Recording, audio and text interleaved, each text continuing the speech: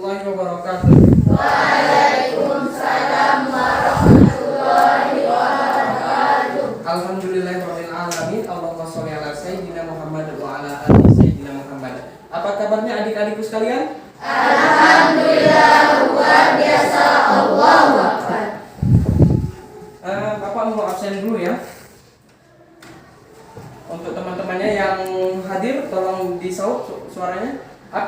Abdilan Syakur, Barti Marta Pratama, Hariski Rizana, Fazira Syahrandika, Rizki Pratama, ya,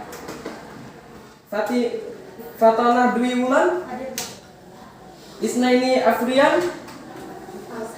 apa? Kemana dia? Oh, yang dekat rumahnya ada? Tolong nanti kalau yang dekat rumahnya mungkin dia sakit dijenguk ya. Ya, insya Allah kita akan belajar tentang sejarah kebudayaan Islam. Boleh dibuka bukunya tentang pada bab 3 tentang Khulafaur Rasyidin.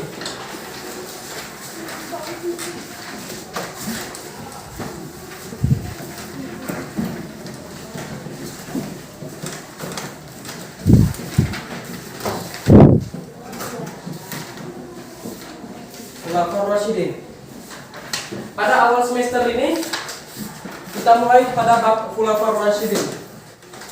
Sebelumnya kalian sudah pernah mendengar Khulafaur Rasyidin? Apa itu Khulafaur Rasyidin? Kenapa bisa ada Khulafaur Rasyidin? Pintar, 100. Khulafaur Rasyidin ini pengertiannya ada yang tahu? Berbahasa?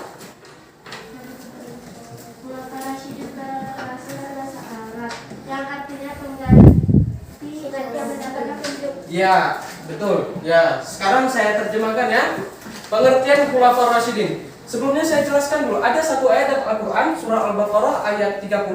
Wa id qala rabbuka lil malaikati inni ja'ilun fil ardi khalifah. Khalifah 1, khalifatani 2. Khulafa itu jamak dari khalifah. Ya, makanya Khulafaur Rasyidin karena dia ada 4. Jangan kalian bilang nanti kenapa 4? Karena 4. Itu salah, 4 bukan ya.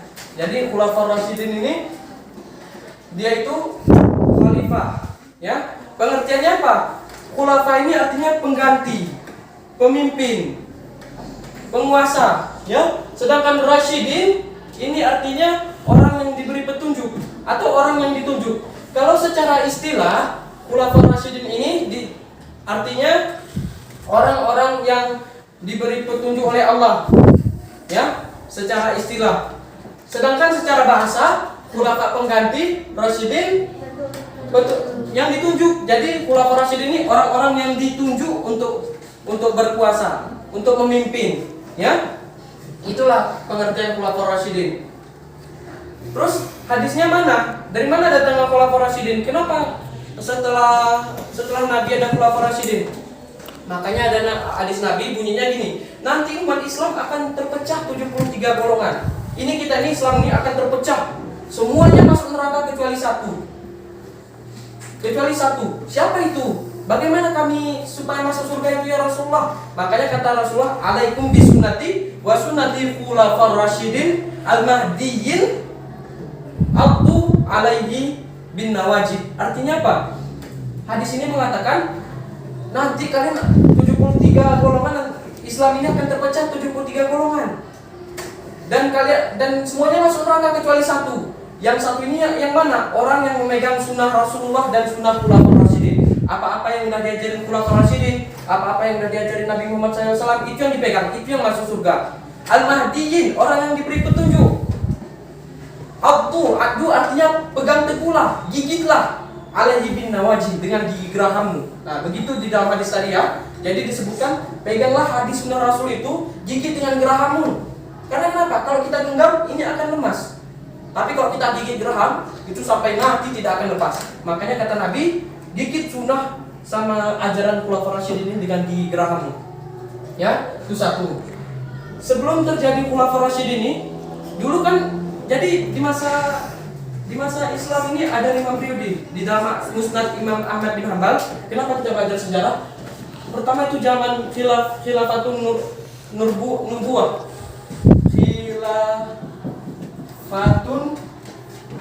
Khilafatun nubuwah. Bisa dokter. Ya? Yang pertama itu khilafatun nubuwah. Khilafah artinya pemimpin, nubuwah kenabian. Jadi pemimpin masa kenabian itu Nabi Muhammad sendiri. Pertama Nabi Muhammad. Nabi Muhammad kan? Nabi Muhammad. Nah, setelah meninggal Nabi Muhammad, siapa yang memimpin? Nah, itulah Khulafaur Rasyidin. Nah, jadi ketika Nabi Muhammad meninggal, itu orang sedih. Bahkan ada yang sampai ribut gara-gara siapa yang memimpin umat ini nanti setelah Nabi Muhammad nggak ada. Hah? Siapa? Karena Nabi nggak bilang, kalau aku mati nanti penggantiku dia ya. Nggak ada, Nabi nggak ada. Nabi dia meninggal tanggal 12 Rabiul Awal. 12 Rabiul Awal tahun 11 Hijriah. Ya. Nabi Muhammad meninggal tahun 13 hari sebelum Nabi Muhammad meninggal, dia itu pergi ke pemakaman Baqi, tempat sahabatnya dimakamkan. Setelah pulang dari Baqi, dia sakit-sakit, demam terus kan selama 13 hari itu, sampai akhirnya wafat beliau pas di tanggal 12 Rabiul Awal. Sebelumnya tanggal 29 Safar ya.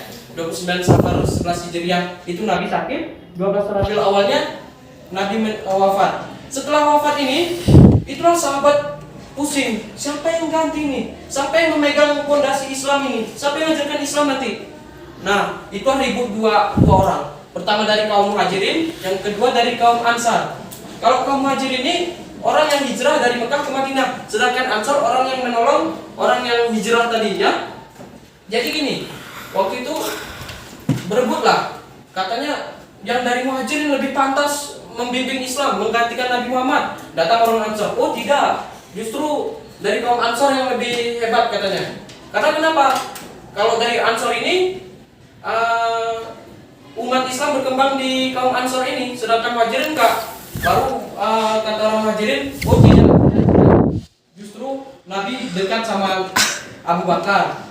Abu Bakar dia orang yang apa? Orang yang dipilih Nabi untuk ditunjuk imam. Yang kedua, Abu Bakar orang yang mempercayai Isra Mi'raj pertama. Yang ketiga, Abu Bakar lah orang yang paling peduli dengan Islam dan yang paling dekat dengan Rasulullah SAW. Ya, akhirnya Umar akhirnya dibuatlah. Waduh, kayaknya ulang lagi. Enggak apa-apa, lanjutkannya. Jadi Khulafaur Rasyidin itu pengganti dari Rasulullah SAW.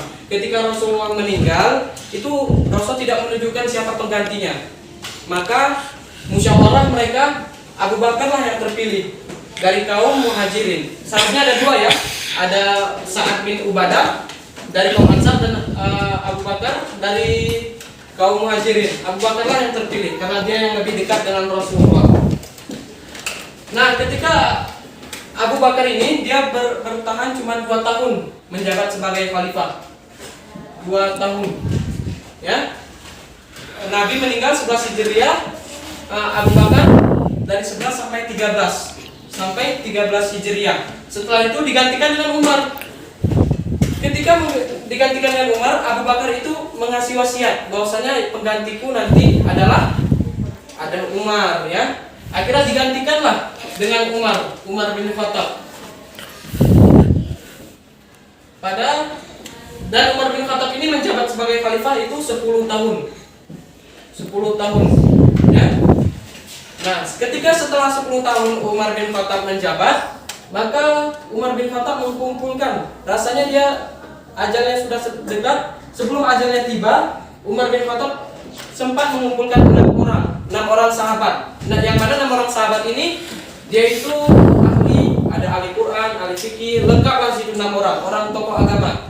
Nah, ketika hasil musyawarah itu, jadi orang yang dipilih untuk pengganti Umar bin Khattab itu adalah Utsman bin Affan.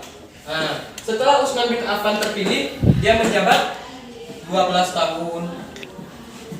Lebih kurang 12 tahun. Nah, ketika di zaman pemerintahan Utsman bin Affan ini, 12 tahun dia memimpin Islam, di terakhirnya itu dia dibunuh oleh musuh Islam. Akhirnya bingung umat Islam, siapa ini pengganti kita?